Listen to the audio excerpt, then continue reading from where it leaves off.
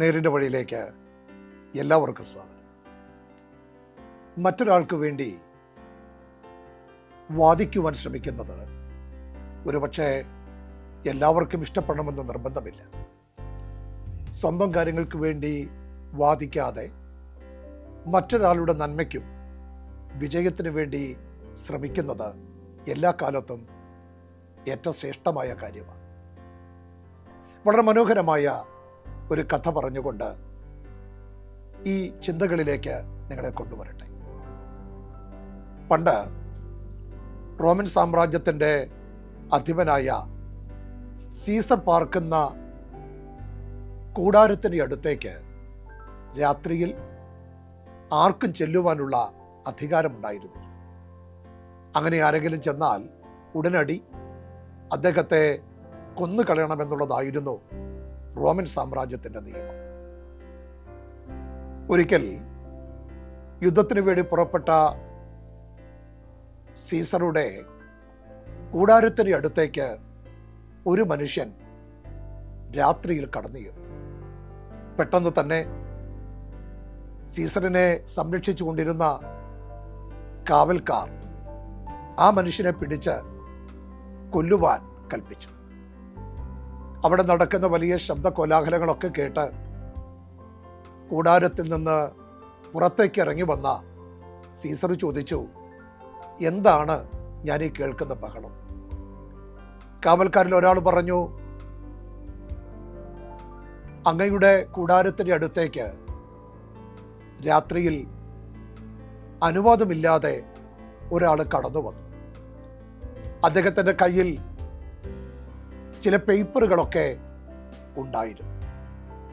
പക്ഷെ റോമൻ സാമ്രാജ്യത്തിലെ നിയമം സീസറിന്റെ കൂടാരത്തിനടുത്തേക്ക് രാത്രിയിൽ ആര് വന്നാലും കൊന്നു കളയണമെന്നായതുകൊണ്ട് അദ്ദേഹത്തെ ഞങ്ങൾ വധശിക്ഷയ്ക്ക് വിധിച്ചിരിക്കുക. ഇത് കേട്ട മാത്രയിൽ സീസർ പറഞ്ഞു, അദ്ദേഹത്തിന്റെ കയ്യിലുള്ള ദയാഹർജി തനിക്ക് വേണ്ടി തന്നെയാണെങ്കിൽ അദ്ദേഹത്തെ കൊന്നുകളഞ്ഞേക്കുക, അല്ല മറ്റാർക്കെങ്കിലും വേണ്ടി യാചിക്കേണ്ടതിനാണ് ആ മനുഷ്യൻ വന്നതെങ്കിൽ അദ്ദേഹത്തെ ഒന്നും ചെയ്യരുത്, സ്വതന്ത്രനായി വിട്ടയക്കണം.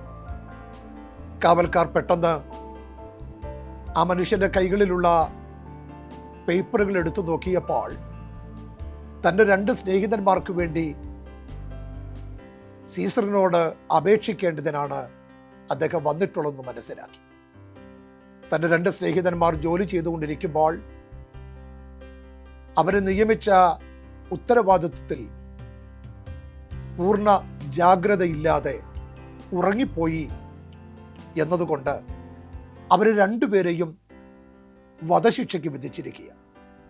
അവരെ കൊല്ലരുത് എന്ന് അപേക്ഷിക്കേണ്ടതിനാണ് ഈ മനുഷ്യൻ രാജാവിൻ്റെ അടുക്കലെത്തിയത്. ഇത് കേട്ട മാത്രയിൽ ആ സീസർ പറഞ്ഞു, അദ്ദേഹത്തെ ഒന്നും ചെയ്യരുത്, കാരണം സ്വന്തം ജീവനെ നഷ്ടപ്പെടുമെന്നുള്ള പേടി പോലുമില്ലാതെ തൻ്റെ 2 കൂട്ടുകാർക്ക് വേണ്ടി ദയാഹർജി സമർപ്പിക്കുവാൻ ഈ രാത്രിയിൽ ഇവിടെ വന്നെങ്കിൽ ആ മനുഷ്യനെ ജീവനോടെ സൂക്ഷിക്കണം. അദ്ദേഹത്തെ മാത്രമല്ല, തൻ്റെ 2 സ്നേഹിതന്മാരെ കൂടെ സ്വതന്ത്രമായി വിട്ടയക്കണം. ഒരിക്കലും അവരെ ഉപദ്രവിക്കരുത്.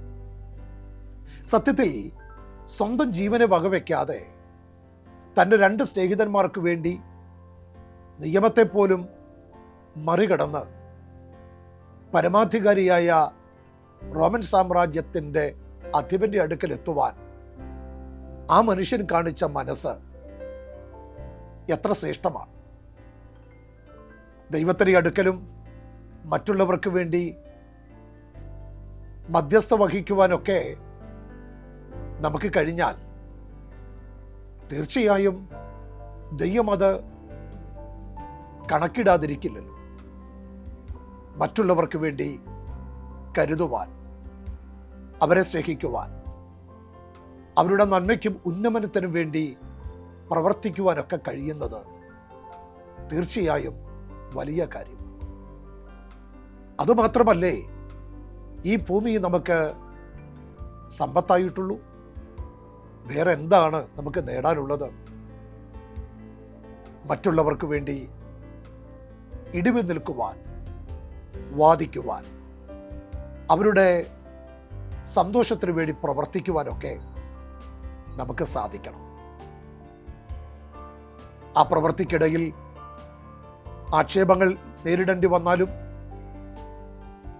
ഉപദ്രവങ്ങൾ സഹിക്കേണ്ടി വന്നാലും, വിദ്വേഷവും വെറുപ്പും ഒക്കെ നമ്മുടെ ജീവിതത്തിൽ നേരിടേണ്ടി വന്നാലും സങ്കടപ്പെടരുത്.